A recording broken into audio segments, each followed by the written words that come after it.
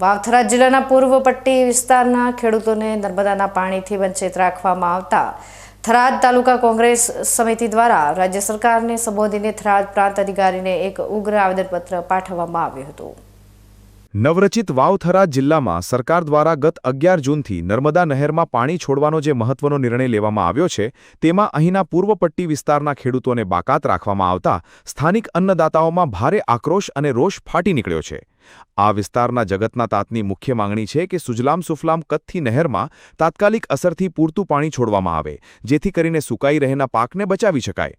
આ સાથે જ પૂર્વ પટ્ટી વિસ્તારના અછતગ્રસ્ત ગામડાઓના તમામ નાના મોટા તળાવોને પણ નર્મદાના નીરથી તાત્કાલિક ધોરણે ભરી દેવામાં આવે તેવી માંગ પણ બુલંદ બની છે।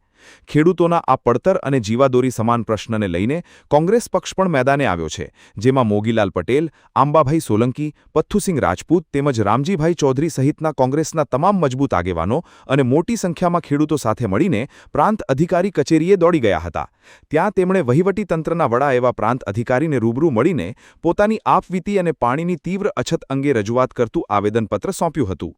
સરહદી વિસ્તારના આ નેતાઓએ તંત્ર અને સરકારને ખુલ્લી ચીમકી પણ ઉચ્ચારી છે કે ખેડૂતોના હિતમાં જો આ પાણીની વાજબી માંગણી આગામી દિવસોમાં વહેલી તકે સંતોષવામાં નહીં આવે તો તેઓ મૂગા બહેરા થઈને બેસી રહેશે નહીં। આગામી સમયમાં સમગ્ર પૂર્વ પટ્ટી વિસ્તારના ખેડૂતોને સાથે રાખીને રસ્તા રોકો આંદોલન કરવામાં આવશે અને સરકાર સામે ઉગ્રમાં ઉગ્ર વિરોધ પ્રદર્શન કરવાની ફરજ પડશે, જેની તમામ જવાબદારી સ્થાનિક પ્રશાસનની રહેશે। 11 જૂનથી સરકારે પરિપત્ર કરીને એક નિર્ણય લીધો છે કે પિયત માટે પાણી છોડવામાં આવે, પણ થરાદના જે 97 ગામ છે પૂર્વ વિસ્તાર પટ્ટીમાં સુજલામ સુફલામ નહેર આવેલી છે એના બાબતમાં સરકારે કોઈ નિર્ણય લીધો નથી। માટે સરકારને વિનંતી છે કે સુજલામ સુફલામ વિસ્તારમાં કાચી નહેરમાં પાણી છોડવામાં આવે।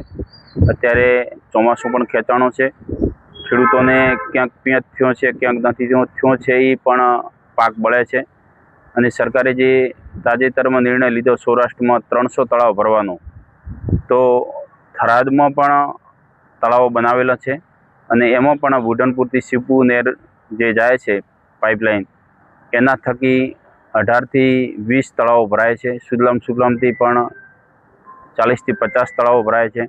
તો જે સરકાર નિર્ણય લે આખા ગુજરાતના ખેડૂતો માટે એક સરખો નિર્ણય લે, એના માટે આજે કોંગ્રેસ પાર્ટીના સૌ આગેવાનોએ સરકારને વિનંતી કરી છે અને આવેદનપત્ર આપ્યું છે।